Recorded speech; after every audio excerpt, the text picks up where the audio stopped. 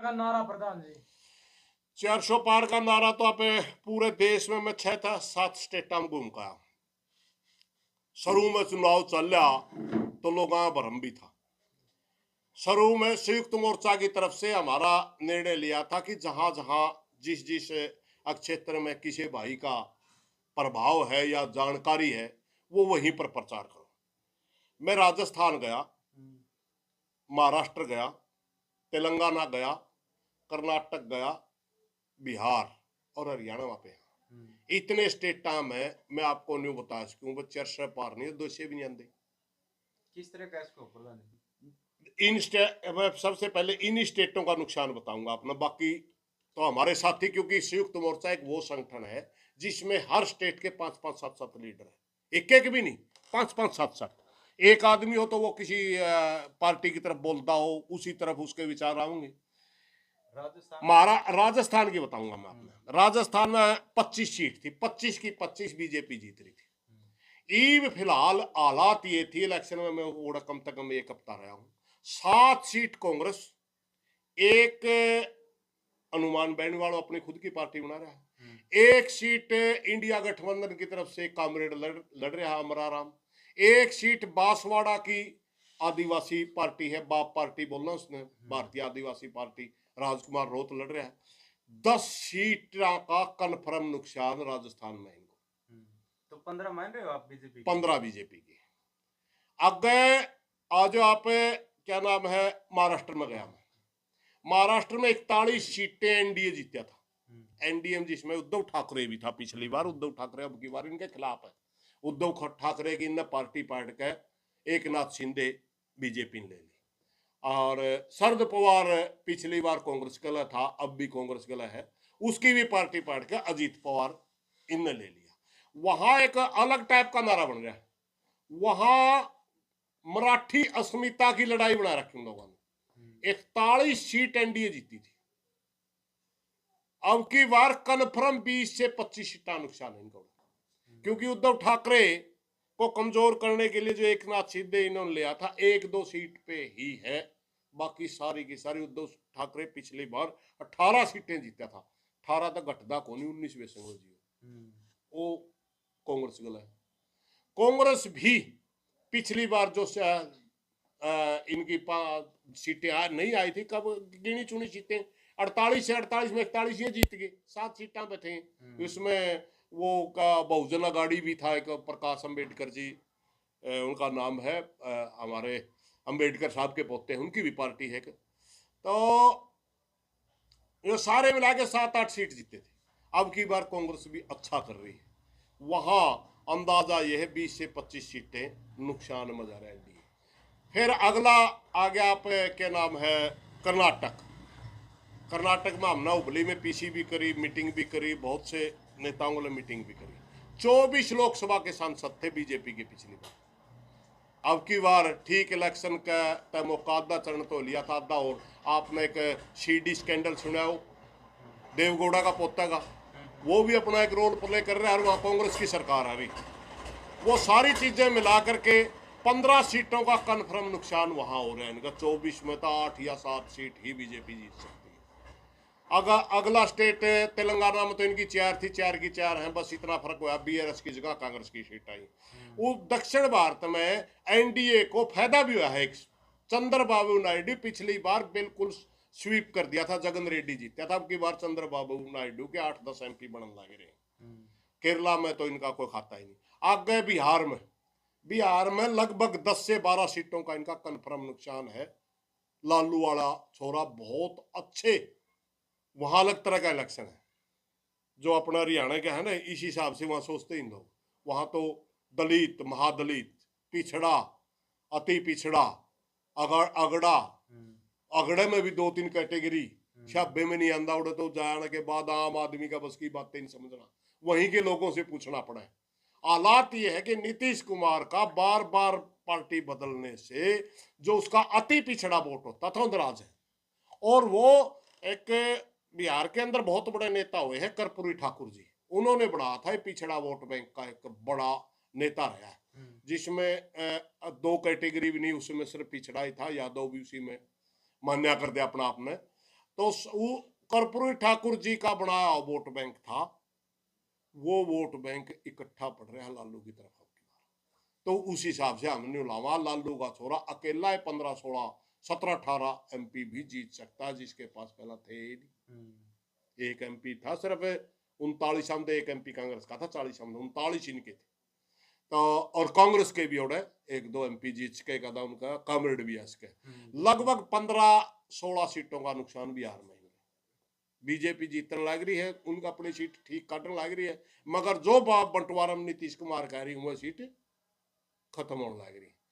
वही तो पश्चिम बंगाल की बात करूं, पश्चिम बंगाल में 18 लोकसभा सांसद थे इनके, अब की बार 7 या 8 आएंगे, 10 का आंकड़ा पार नहीं करेंगे।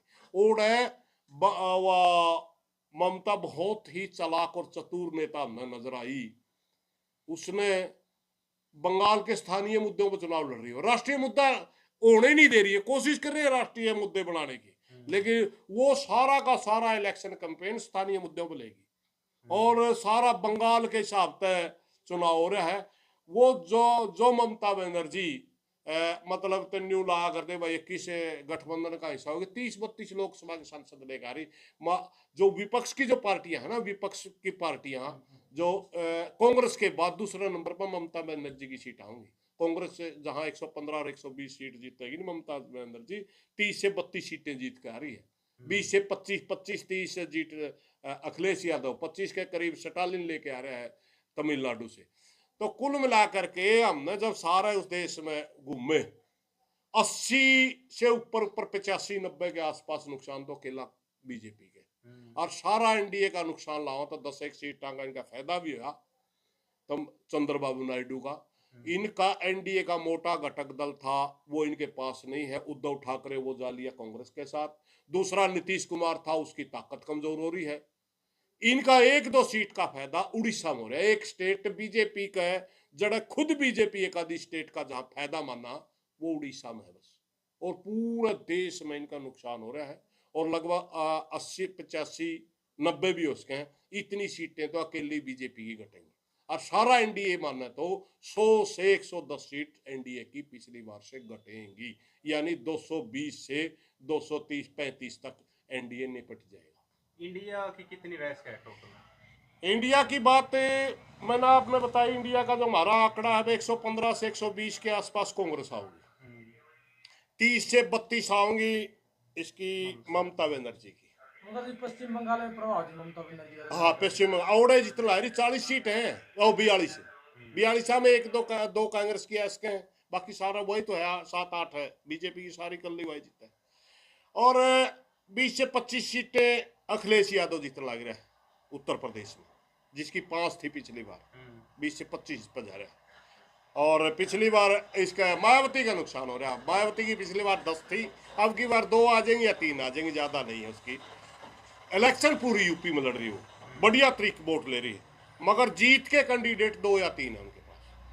और उसके बाद स्टालिन बड़ा तमिलनाडु में बहुत अच्छी सीटें लेकर आओगे। में भी कई और भी तो वो है जी, संगठन है जी कई, छोटे छोटे संगठन, 1-1 2 सीटें, जो जैसे जयंत है, जयंत की एक सीट है, बागपत की सीट वो जीत रहा है, एक सीट उसकी खतरा में।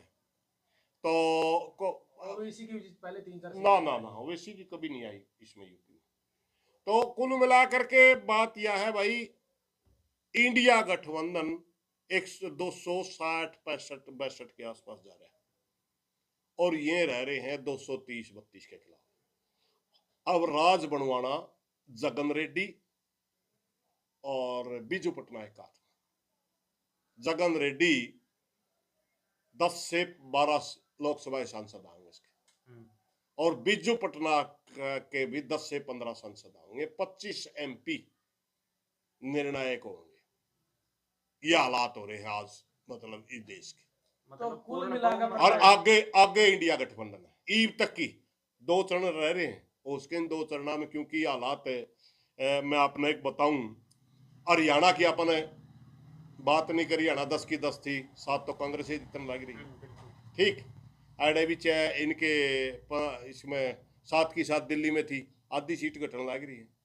हिमाचल में 4 की 4 थी, आधी सीट घटने लग रही है, 2 तो पक्की है घटेंगे, घट जाए 3 भी।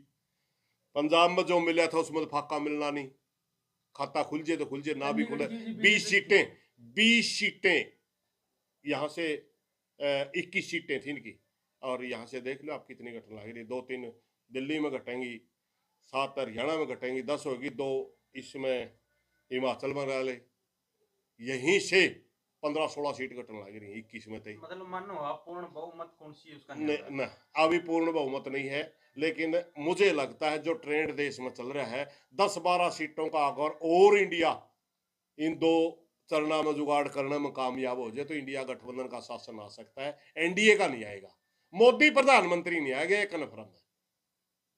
और बड़ी पार्टी बीजेपी आएगी, सबसे बड़ी पार्टी बीजेपी आएगी, दूसरे नंबर की पार्टी कांग्रेस।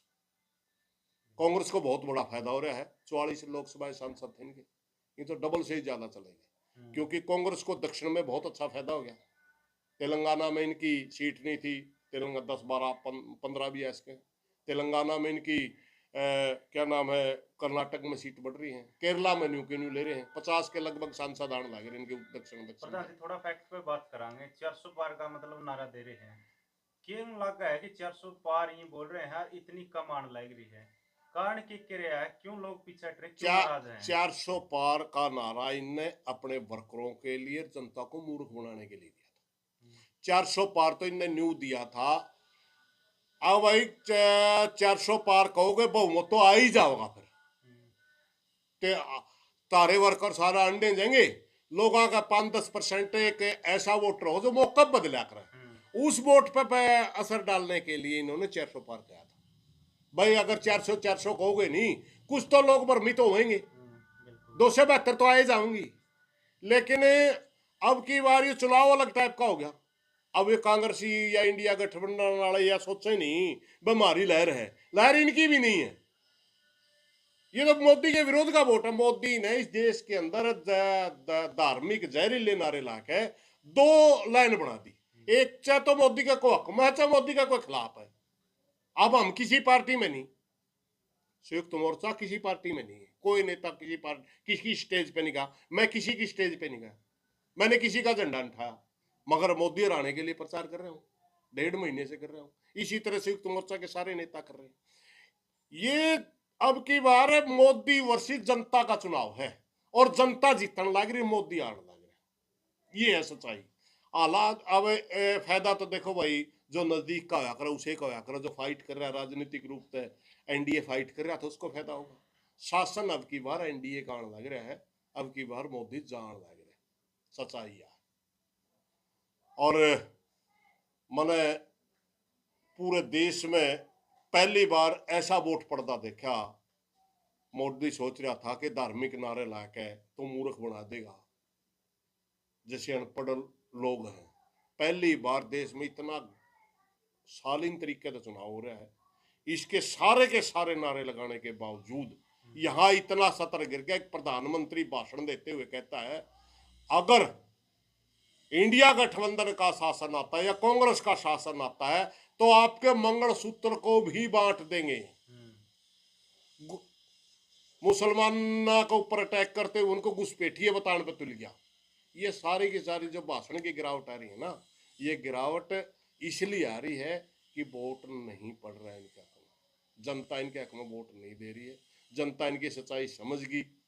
क्योंकि जो जो बात ये करके आए थे उन पे बिल्कुल उलट काम करा। बात तो ये 14 में करके आए थे वे किसान की स्वामीनाथन के तहत रिपोर्ट के तहत भाव देंगे, बात तो कराया था 2 करोड़ रोजगार देंगे, बात करा था 100 स्मार्ट सिटी बनावांगे, बात करा था बुलेट ट्रेन चलावांगे, बात करा था हर गरीब के घर को मकान होगा, मकान में नल होगा, नल मकान में लाइट का कनेक्शन होगा।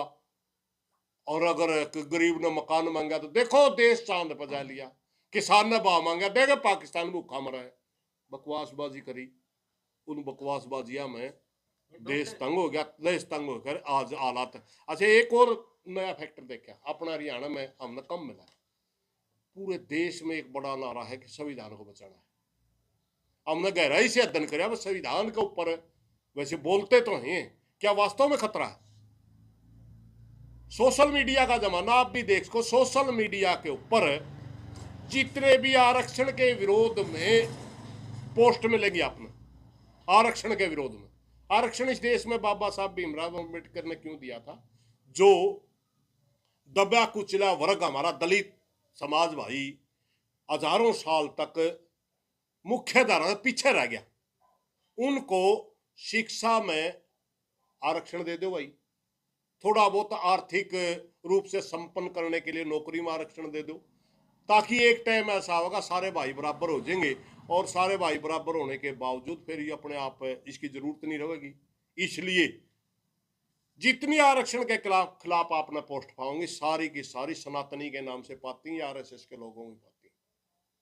ये बड़ा मुद्दा देश में बन गया कि अगर देश में लोकतंत्र का शासन चाहिए, संविधान का को बचाना है, लोकतंत्र को बचाना है, देश को बचाना, तो भाई एक बार मोदी को हराना होगा। इस नारे के तहत पूरे देश में अभियान चल रहे हैं, और जन संगठनों के अभियान पार्टियों के अभियानों से मजबूत चल रहे हैं, और मोदी जी अब की बार जा रहे हैं।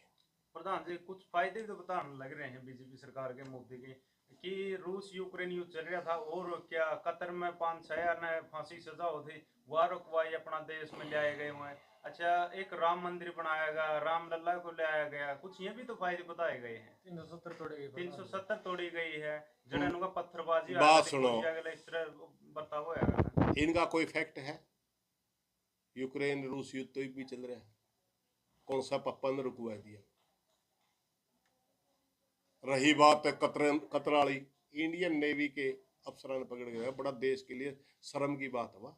इंडियन नेवी के अफसर हैं वे सारे के सारे, वो तो घर होने चाहिए थे आज, अगर देश में ताकत होती, मोदी में ताकत होती, वो घर होने चाहिए, आज जेल में पड़े हैं।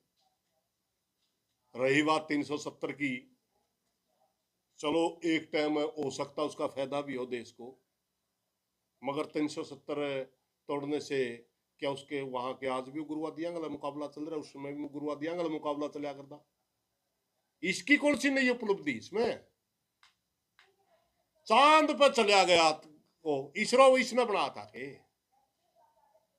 देश में अच्छे रोड बना रखे हैं, स्मार्ट सिटी, अरे इंजीनियर आईआईटी एक भी खोली है कि इसमें?